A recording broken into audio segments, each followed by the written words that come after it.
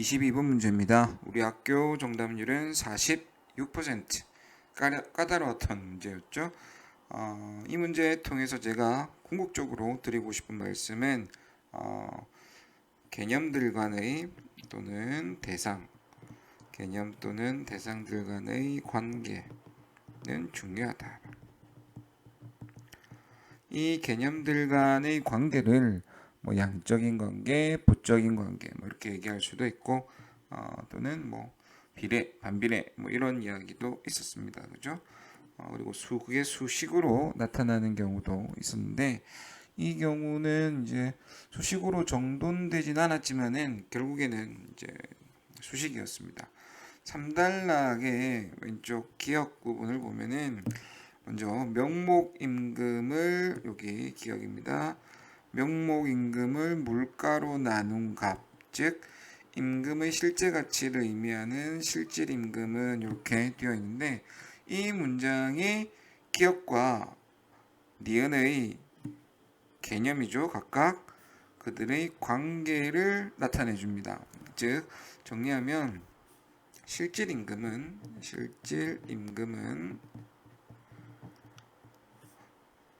명목임금을 물가로 나눈 값이다.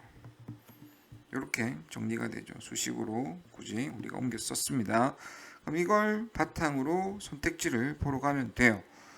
정답인 1번 선택지 보러 가면은 물가가 상승하고 그러면 이제 표시를 하면 되겠죠. 파란색으로 물가가 상승하고 여기까지 기억이 하락한다면 명목임금이 하락한다면 어떻게 되겠습니까? 분자가 작아지고 분모가 커지면 니은 실질임금이죠. 실질임금은 줄어들겠죠. 그죠? 분모가 커지고 분자가 작아졌으니까. 그래서 1번이 잘못된 거 정답이었습니다. 학생들이 많이 선택한 2번 선택지, 3번 선택지 두 개 보러 가겠습니다. 2번 선택지입니다. 물가의 변화가 없고 좀 지우고 갈까요? 물가의 변화가 없고 변화가 없댔어요. 이건 그대로. 기억이 하락한다면 기억은 명목임금이었죠. 기억이 하락한다면 니은은 어떻게 되겠습니까? 실질임금인 니은은 분자가 작아졌고 분모는 그대로입니다. 그러면 니은은 분자가 작아졌으니 니은 실질임금도 하락하겠죠. 정답입니다. 이건 적절하고요. 다음 3번 선택지입니다. 물가가 하락하고 기억이 변하지 않는다면 이게 그대로 있는다면 니은은 상승하겠군 했습니다. 봅시다. 물가가 하락한다. 분모가 작아지는 거죠. 그리고 분자는 그대로 있습니다. 그러면 실질임금은 커지겠죠. 그래서 상승하겠군 이라고 한 3번 선택지는 문제가 없었습니다. 예, 23번 문제 보겠습니다. 요거는 이 보기의 상황을 새롭게 제시되는 상황이죠. 2단락 기억 부분의 마찰 실업, 구조 실업, 경기 실업 이 셋 중 어디에 포함되는지를 먼저 판단해야 됩니다. 보기의 기억부터 볼게요. 기억. 여기에서는 키워드가 새로운 필름 제조 기술의 등장으로 라고 했습니다. 이거는 구조적 실업에 해당이 되겠죠. 이게 기억이 될 겁니다. 노동자가 가지고 있는 기술하고 기업이 필요로 하는 기술 간의 불합치로 인해 생긴 실업이 되는 거죠. 그래서 이거는 구조적 실업이 됩니다. 니은 보겠습니다. A 의류업체 직원의 경우인데 요거는 평소에 B 업체에서 일하고 싶었다고 했습니다. 개인의 선택이죠. 그래서 이거는 마찰적 실업이다. 그래서 이게 니은의 경우가 된다.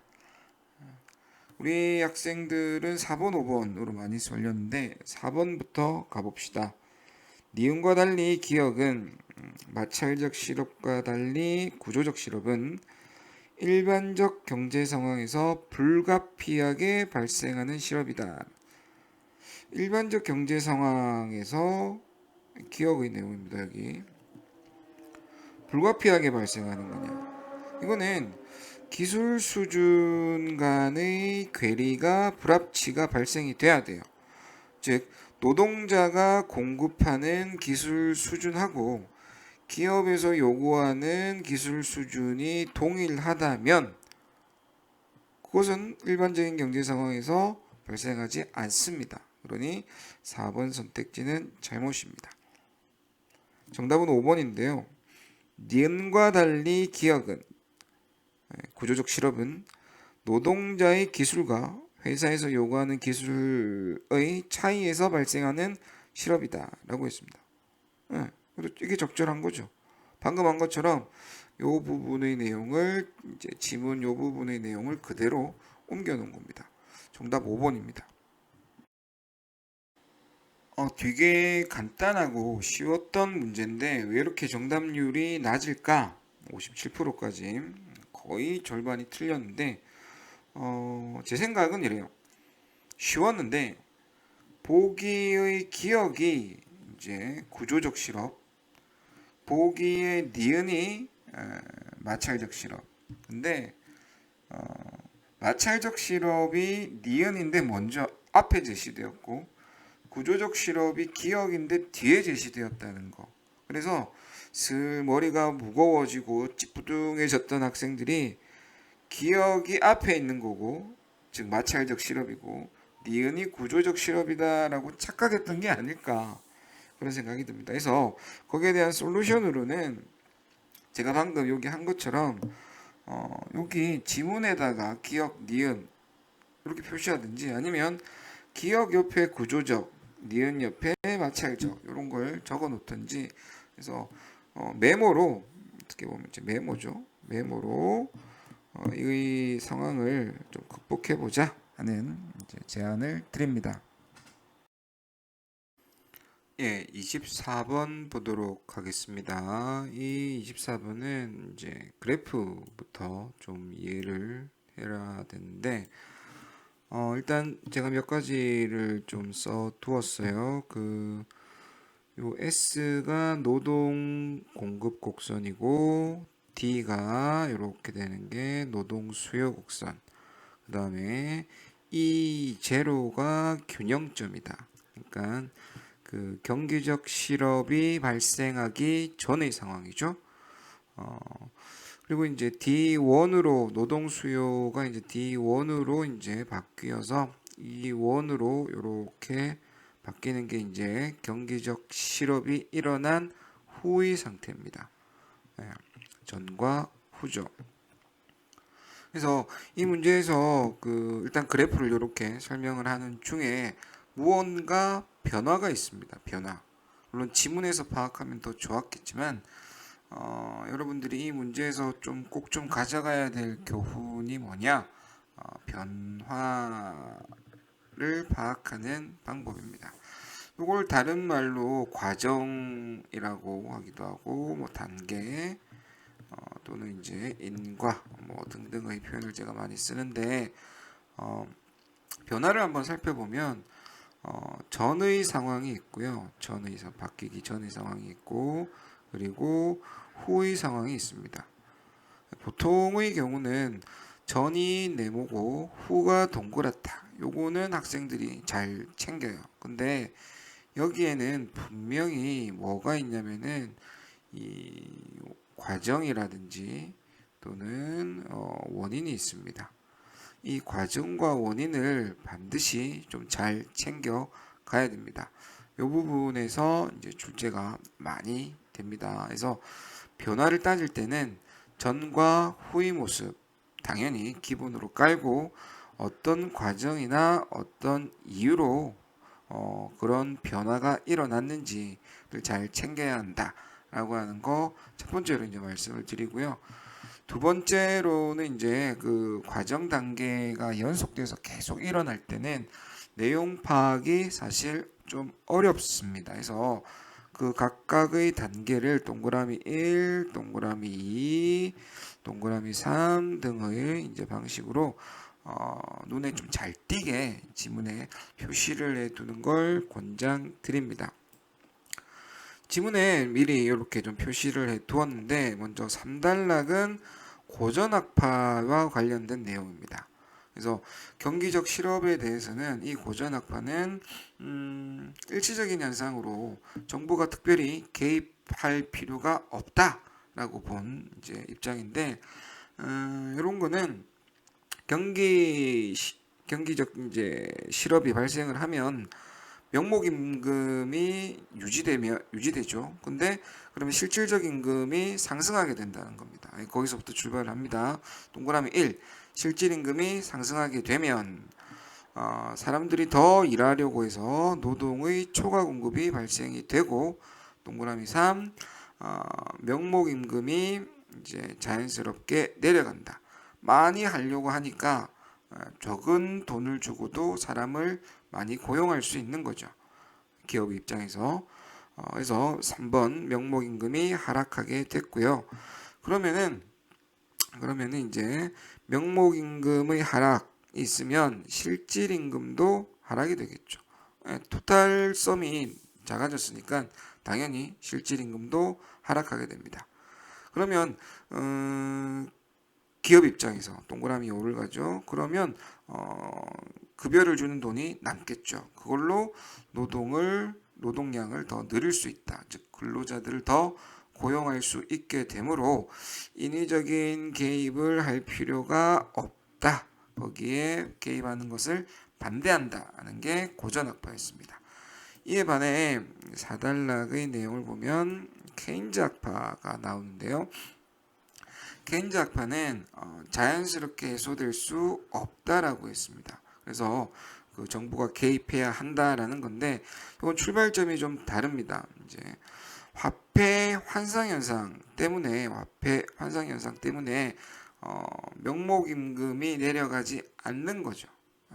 동그라미 1부터 보겠습니다. 그래서 경기 침체가 일어나고요. 그래서 물가가 하락하더라도 화폐 현상으로 이게 원인이 되죠. 노동자들은 명목임금 하락을 받아들이지 않게 된다. 내가 더 많이 벌게 되었다. 좀 더 많은 재화를 이제 구입할 수 있게 되었다라는 걸 인식하지 못하는 거죠. 그래서 명목임금이 그대로 유지가 된다라는 겁니다. 이게 동그라미 3, 동그라미 4 갑니다. 이는 기업에서 노동의 수요량을 늘리지 못하는 결과로 이어진다. 돈을 주는 돈이 줄어야 그 준 돈만큼 더 많은 노동력을 이제 구할 텐데 돈이 줄지 않았으니까 당연히 근로자를 더 고용할 수 없게 되는 거죠. 그래서 동그라미 5 실업은 계속됩니다.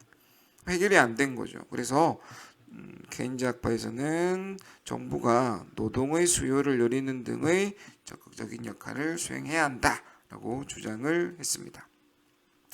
이를 바탕으로 이제 문제를 보러 갈게요. 24번 같은 경우는 이제 3, 4, 5번 이렇게 많이 골랐는데 일단 정답은 5번입니다. 35%의 학생이 이제 선택을 했는데 되게 어려웠던 문제 선택지인 것 같습니다. 5번부터 3번부터 순서대로 볼게요. 3번 D0가 D1으로 이동하더라도 그러니까 D0가 D1으로 이동하더라도 W0가 W1 수준으로 하락하지 않았다면 명목임금은 왼쪽 세로축입니다. 이만큼 하락하지 않았다면 즉 명목임금이 하락하지 않았다면 이거는 이제 케인즈 학파에서 이야기한 게 맞고요. 그 원인이 화폐 환상 현상이다라는 얘기를 했죠. 이것 때문에 이제 사람들이 더 많은 재화를 구입할 수 있음을 인식하지 못하고 그래서 월급이 명목임금이 그대로 유지된다라고 했으니까 요거는 화폐 환상 현상 때문에 그렇다라고 얘기한 거 적절합니다. 여러 가지 이유 중에 하나였죠. 다음 4번 선택지입니다. 조금 지우고 갈까요? 네. D0가 D1으로 이동하여 이 부분이죠. 이렇게 이동해서 실업이 발생했다면 이게 이런 이제 경기적 실업 전후 이제 상황을 얘기하는 겁니다. 케인즈 학파에서는 이를 해결하기 위해 노동의 수요를 늘리기 위한 정부의 역할이 필요하다. 마지막 부분에 언급이 되었습니다. 그래서 이 내용도 지문 내용과 일치하고요. 마지막 정답 5번 보겠습니다. 이렇게 이동하더라도 명목임금이 W0의 수준으로 유지되었다면 아까 3번 선택지에서 봤다시피 이건 화폐 환상 현상 때문이었죠. 케인즈 학파에서는 L0에서 L2의 차이만큼 요 차이만큼 노동에 대한 수요가 노동에 대한 수요는 발생하지 않습니다. 기업에서 여력이 안 생긴 거죠. 생기지 못한 겁니다. 그러므로 노동에 대한 수요가 발생할 것으로 생각한다 라고 한 건 잘못입니다. 이거는 이제 누구의 생각이었습니까? 고전학파의 생각이었습니다. 그래서 고전학파에서는 특별히 정부가 나설 필요가 없다 라고 이야기를 했죠. 그래서 정답은 5번이 되겠습니다. 예, 24번 문제에서 제가 강조한 것, 이제 풀이 전에 강조한 건 이 변화였습니다. 변화. 전이 있고 후가 있다. 우리가 더 신경 써야 되는 거는 그 사이에 있는 과정과 원인이다 라는 말씀을 드렸습니다. 그리고 이 변화와 관련해서 과정 단계의 경우에는 내용이 좀 복잡하다. 그래서 동그라미 1, 2와 같이 이런 표식을 해주며 읽어라 라는 말씀을 드렸습니다. 다른 많은 지문에서도 이런 식의 적용을 할 수 있어야 돼요. 그래서 읽어보니까 이거 변화가 있는데 라고 한다면 그 변화를 여기 첫 번째처럼 머릿속에 정리할 수 있어야 되겠죠. 내용이 복잡하다면 보조적인 수단을 활용할 수도 있어야 될 겁니다. 예, 요거 하나 강조드리고요. 두 번째 이제 문제 풀이 후에 또 하나 더 강조하고 싶은 건 뭐냐면은 비교대조입니다. 비교대조.